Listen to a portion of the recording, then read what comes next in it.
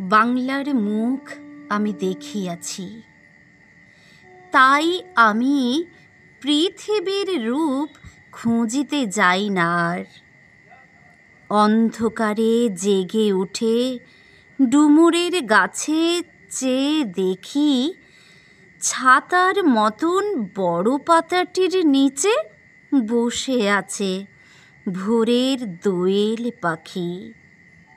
চারিদিকে চেয়ে দেখি পল্লবের স্তূপ, জাম, বট, কাঁঠালের, হিজলের, অশথের করে আছে চুপ।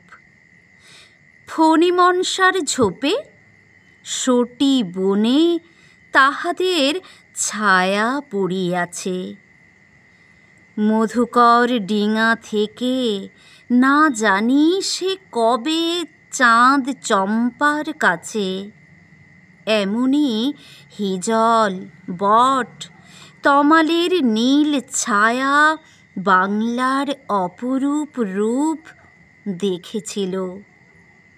বেহুলাও একদিন গাঙুড়ের জলে ভেলা নিয়ে, কৃষ্ণা দ্বাদশীর জ্যোৎস্না যখন মরিয়া গেছে চড়ায়, সোনালি ধানের পাশে অসংখ্য অশ্বত্থ বট দেখেছিল।